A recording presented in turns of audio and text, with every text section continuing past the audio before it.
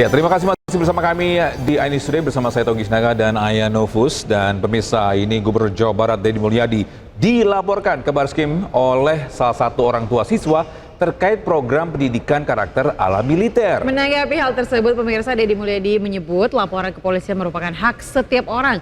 Deddy mengaku akan menaati proses hukum yang berjalan.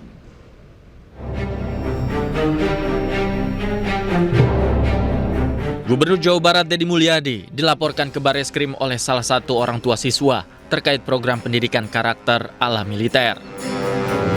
Laporan dilakukan oleh salah satu orang tua siswa asal Kabupaten Bekasi ke Barreskrim Polri. Menanggapi hal tersebut, Deddy Mulyadi menyebut laporan kepolisian merupakan hak setiap orang. Dirinya mengaku akan menaati proses hukum yang berlaku.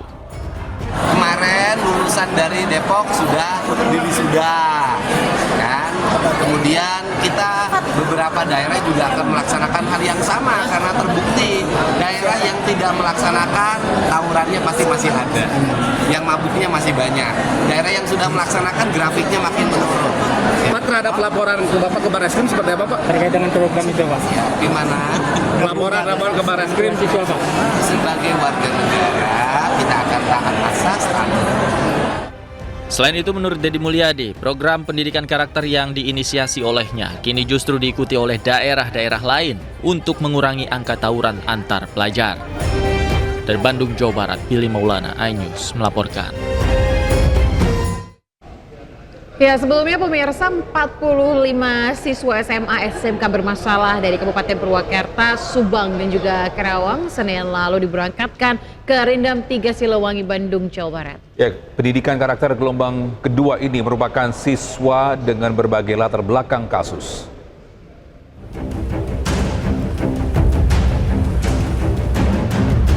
Para orang tua dari 45 siswa SMA SMK dari 3 kabupaten mengantarkan anak-anak mereka untuk dididik secara militer.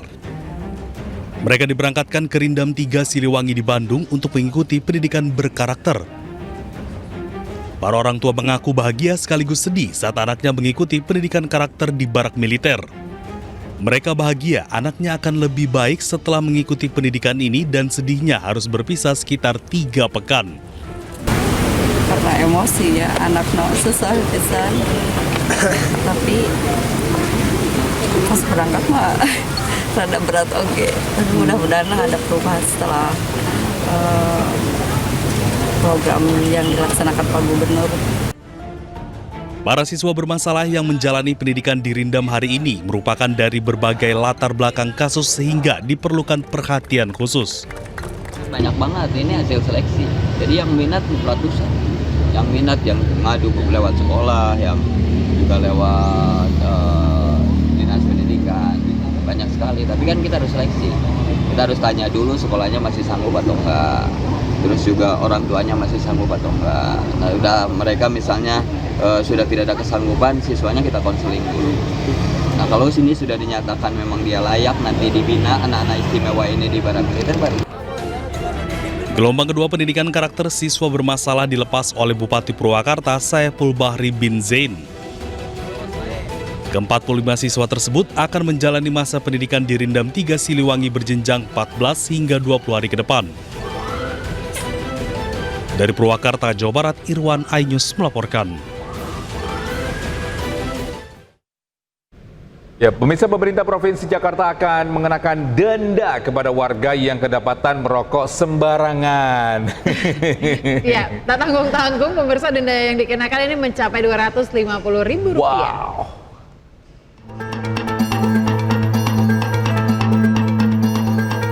Kota Jakarta terus berbenah. Sejumlah aturan pun dibuat oleh pemerintah provinsi daerah Kota Jakarta supaya warganya bisa hidup lebih baik. Salah satunya adalah rencana aturan denda bagi warga yang merokok sembarangan. Aturan ini tertuang dalam rancangan peraturan daerah tentang kawasan tanpa rokok yang sedang dibahas bersama dengan DPRD DKI Jakarta. Sanksi berupa denda sebesar Rp250.000 pun menanti warga yang kedapatan merokok sembarangan. Kepala Dinas Kesehatan DKI Jakarta, Ani Ruspitawati, menyebut denda sebesar Rp250.000 akan langsung dikenakan di tempat kawasan tanpa rokok. Tidak hanya itu, bagi yang melanggar juga bisa dikenakan sanksi kerja sosial. Aturan ini juga akan diterapkan kepada penjual rokok. Denda paling tinggi sebesar Rp50 juta akan dikenakan bagi pihak yang mengiklankan, mempromosikan di seluruh wilayah Jakarta. Pedagang juga dilarang berjualan di sekitar sekolah atau area bermain anak. Bila kedapatan melanggar, akan disanksi Rp1 juta. Nah, ini jadi membuat kita masyarakat Indonesia lebih berhati-hati dan juga melihat situasi jangan merokok di tempat sembarangan, apalagi banyak anak kecilnya. Setuju. Jangan merokok di stadion, jangan merokok di ruangan. Di ruangan, Ya. karena Apalagi memang ada ruangan khusus juga ya kalau saya mau ngerokok di ruangan tertentu. Tapi mungkin ini menjadi peraturan untuk kayak mungkin di luar negeri, like Singapura. Ketika memang mau rokok, ada tempatnya. Jangan lagi jalan-jalan, habis itu ngerokok ngeganggu orang lain. Ngeganggu orang lain. Apalagi kalau lagi nyetir Ada motor. Wih. Bener gak sih? Tiba-tiba buang debu, akhirnya orang yang belakang gitu langsung kena debu, akhirnya jadi marah. Iya, ini gitu. adalah saatnya masyarakat Indonesia berbenah menjadi lebih disiplin, ya. Lebih sehat juga. Lebih sehat, lebih tahu tempat. Jadi bukan dilarang merokok, tapi lebih tahu tempat saja. Setuju. Gitu ya. Baik, kita ke informasi selanjutnya, pemirsa. Pemerintah Provinsi Jakarta menetapkan 6 kawasan dilarang merokok tanpa terkecuali. Dan berikut daftarnya, pemirsa. Ya, pertama adalah di seluruh fasilitas pelayanan kesehatan. Ini kemudian ada tempat proses belajar mengajar seperti sekolah dan tempat les anak. Tempat bermain anak dan tempat ibadah juga dilarang merokok. Saat menggunakan angkutan umum dilarang merokok juga. Demikian juga dengan di lokasi olahraga seperti di stadion, Ayah.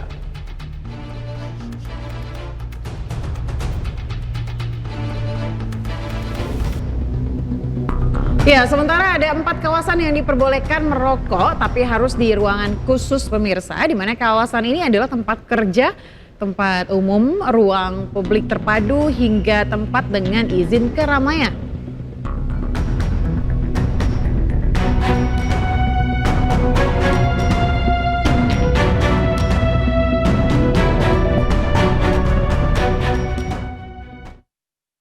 Dan untuk mengetahui seperti apa komentar warga terkait aturan merokok sembarangan akan didenda, pemirsa, kita akan bergabung dengan rekan Ismailia Medasari yang akan berbincang dengan sejumlah warga di kawasan Jakarta Pusat. Ya, selamat pagi Ismailia, silakan dengan laporan Anda. Ya, selamat pagi Togi, Ayah dan juga pemirsa. Merokok sembarangan memang merupakan hal yang kurang nyaman, terutama bagi masyarakat yang berada di publik. Misal kita sedang menaiki kendaraan, lalu ada yang merokok, bisa saja abunya terkena orang yang berada di belakangnya. Dan memang pemerintah Kota Jakarta saat ini sedang merancang peraturan daerah mengenai tentang larangan merokok di sembarang tempat dan akan dikenakan denda sebesar Rp250.000. Dan saat ini saya akan mengajak Togi, Ayah dan juga pemirsa untuk berbincang kepada salah satu warga di Jakarta bagaimana tentang peraturan ini. Halo Kakak, selamat pagi. Halo, selamat pagi Kak. Iya, Kakak ini sedang berolahraga, boleh perkenalkan dulu namanya siapa Kakak? Oh ya, saya dengan Santi saya. Oke, Kak Santi. Kak Santi, ini kan di Jakarta akan diterapkan bahwa merokok sembarangan bisa dikenakan denda sebesar Rp250.000. Nah, bagaimana tanggapan Kak Santi sebagai warga Jakarta mengenai peraturan tersebut? Oh ya, untuk saya pribadi sih saya setuju ya. Saya sangat setuju sekali Kak, karena larangan merokok ini kan bisa membantu untuk jadi lingkungan itu lebih fresh gitu ya, lebih sehat gitu. Dan seperti pengalaman saya tuh sering naik motor, itu banyak pengendara itu juga yang asal-asalan buang puntung rokok, atau kadang percikan apinya itu loh sangat mengganggu pengendara di belakangnya gitu Kak. Dan untuk lingkungan umum seperti ini ya, untuk masyarakat olahraga di sini kan di lapangan banteng di sini banyak anak kecil kalau pagi, jadi itu sangat mengganggu gitu untuk asapnya gitu Kak. Perokok pasif kan tentunya akan lebih merasakan efeknya ya kayak gitu untuk pertumbuhan anak-anak, untuk yang apalagi ada gangguan di pernafasan dan mengganggu pertumbuhan, saya kira untuk pertumbuhan anak-anak tersebut gitu. Oke Kak Santi, ini kan berbicara anak-anak, dalam peraturan tersebut ini kan juga ada peraturan yang mengatakan bahwa dalam radius 200 meter dari tempat anak bermain ataupun sekolah yang menjual rokok ini bisa dikenakan denda sebesar 1 juta. Ini bagaimana tanggapan Kak Santi sendiri? Itu bagus, menurut saya bagus. Apalagi itu dekat dengan sekolahan kayak gitu ya Kak tadi ya yang dimaksud. Nah itu kan lebih bagus lagi dan itu bisa mencegah untuk anak sekolah kan kadang juga sekarang anak kayak SD SMP aja udah beli ya. Kalau dekat itu kan berarti dia akan lebih mudah terjangkau untuk belinya. Nah kalau jauh kan ibaratnya itu lebih mempersulit dia untuk beli kayak gitu ya. Jadi itu saya sangat setuju sekali untuk dilarang seperti itu. Kak Santi, terima kasih banyak atas waktunya. Selamat berolahraga kembali. Sehat selalu. Ya, Togi, Ayah, dan juga pemirsa, memang selain merokok sembarangan ini juga para penjual rokok yang menjual rokok sembarangan ini mengiklankan atau akan memberikan sponsor ini juga akan dikenakan denda hingga 50 juta rupiah. Dan saat ini coba Togi, Ayah, kami juga akan kembali mencari warga Jakarta yang berada di tempat kami melaporkan, mencari tahu bagaimana tanggapan mereka tentang larangan merokok di Jakarta sendiri. Dan juga seperti yang tadi sudah disampaikan oleh Togi dan juga Ayah, ini banyak kawasan-kawasan yang memang tidak boleh untuk merokok, seperti kawasan tempat sekolah, tempat kerja, dan saya akan menanyakan kepada salah satu warga Jakarta yang berada di sini. Ya, selamat pagi, Bapak. Ya, pagi. Ya, Pak, boleh perkenalkan dulu namanya siapa, Pak? Nama Mukhtar. Oke, Pak Mukhtar, ini kan di Jakarta akan diberlakukan peraturan jika merokok sembarangan akan dikenakan denda sebesar Rp250.000. Bagaimana tanggapan Pak Mukhtar sebagai warga Jakarta? Ya, tanggapan saya merasa bagus lah itu untuk mengurangi asap juga gitu kan. Terus untuk mengurangi jangan sembarangan merokok gitu kan. Kalau bisa merokok pada tempatnya gitu kan. Oke. Nah Pak, ini kan sebelumnya di negara-negara lain seperti di Singapura sudah ditetapkan peraturan seperti ini. Nah di Jakarta ini baru dirancang peraturan seperti ini. Seperti apa tanggapannya Pak? Ya menurut saya bagus kalau bisa secepatnya gitu kan. Biar lebih tertib lagi, nggak sembarangan merokok. Terus untuk yang pengguna motor juga lebih ya taat lah gitu kan. Jangan sembarangan gitu. Oke. Siapa Mukhtar, terima kasih banyak, sehat selalu Pak. Ya tadi kita sudah mendengarkan beberapa tanggapan dari warga Jakarta dan mereka ternyata sangat setuju sekali karena memang merokok sembarangan ini bagi warga yang tidak merokok atau bisa disebut perokok pasif ini juga sangat merugikan sekali, Togi dan juga Ayah. Dan sementara itu yang dapat kami laporkan kembali ke Anda. Baik, terima kasih Ismail atas informasi yang melaporkan langsung dari lapangan Banteng, Jakarta. Selamat bertugas kembali. Nah itu di feedback dari dari teman di lapangan, ada beberapa warga yang setuju dengan peraturan ini. Karena memang dengan ada peraturan baru ini, mungkin Jakarta lebih bersih lagi. Dan ketika orang lagi berolahraga, tidak terganggu dengan orang yang sedang merokok. Karena keganggu sekali gitu sih. Jujur keganggu sekali sebagai aku dan kamu ya sebagai pecinta olahraga. Karena kalau nyium lagi lari terus ada yang ngerokok kayak sesek banget rasanya gitu. Jadi memang lebih baik kalau kita memang merokok di tempat yang dikhususkan agar sama-sama enak ya kalau bahasa Indonesianya.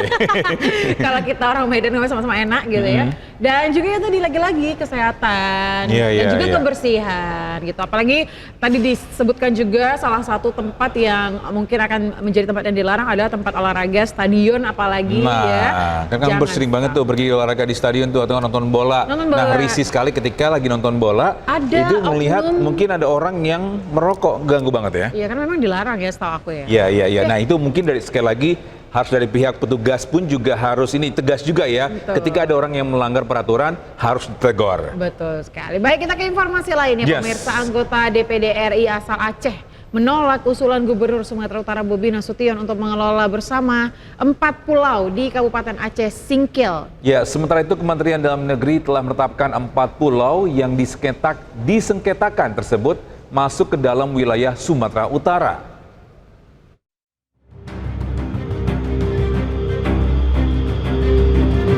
4 4 pulau di Kabupaten Singkil yang kini masuk ke dalam wilayah Sumatera Utara setelah keluarnya SK Kemendagri kini menuai protes dari sejumlah masyarakat Aceh, termasuk dari sejumlah anggota DPD RI. Selain menolak usulan Gubernur Sumatera Utara Bobi Nasution untuk mengelola bersama 4 pulau yang diperebutkan, DPD RI asal Aceh juga meminta Menteri Dalam Negeri untuk segera membatalkan surat tersebut. Sikap daripada pemerintah Aceh, sikap daripada Kabupaten Aceh Singkil dan DPR RI, Forbes Aceh, DPD RI, bahwa kita menolak secara tegas terhadap SK Mendagri yang menetapkan 4 pulau tersebut masuk ke dalam wilayah Sumut. 4 pulau yang menjadi rebutan adalah Pulau Panjang, Pulau Lipan, Pulau Mangkir Besar, dan Pulau Mangkir Kecil. 4 pulau ini sendiri memiliki potensi cadangan minyak dan gas bumi atau migas yang bisa menjadi sumber pendapatan asli daerah. Dari Banda Aceh, Syukri Syarifuddin, iNews melaporkan. Ya, sebelumnya Gubernur Sumatera Utara Bobi Nasution menyatakan tidak akan melepas ke-4 pulau yang diperebutkan. Bobi pun menawarkan pemerintah Aceh untuk secara bersama-sama mengelola 4 pulau tersebut.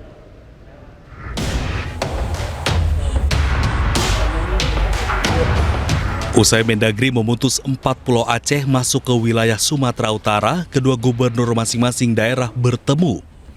Gubernur Sumatera Utara Bobi Nasution mendatangi rumah dinas Gubernur Aceh Muzakir Manaf. Gubernur Sumut tegaskan enggan melepas begitu saja meski banyak desakan dari masyarakat Aceh. Bobi pun sudah menawarkan pemerintah Aceh untuk secara bersama-sama mengelola 4 pulau ini. Kalau saya bilang baik, kalau masalah pulaunya, masalah wilayahnya mau masuk ke Medan, masuk ke Sumut, masuk ke Aceh, itu kami ikuti mekanisme. Kalau kaji ulang nggak apa-apa, kamu bersedia saja. Tapi bukan seolah-olah diserahkan, tapi Sumut dengan leluasa, dengan kebesaran hati, kita cuma tengah melepaskan, nggak bisa seperti itu.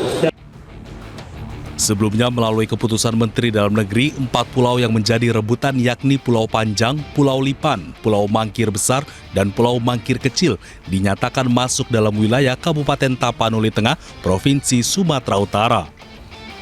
Dari Medan, Sumatera Utara, Ahmad Ridwan Nasution, iNews melaporkan.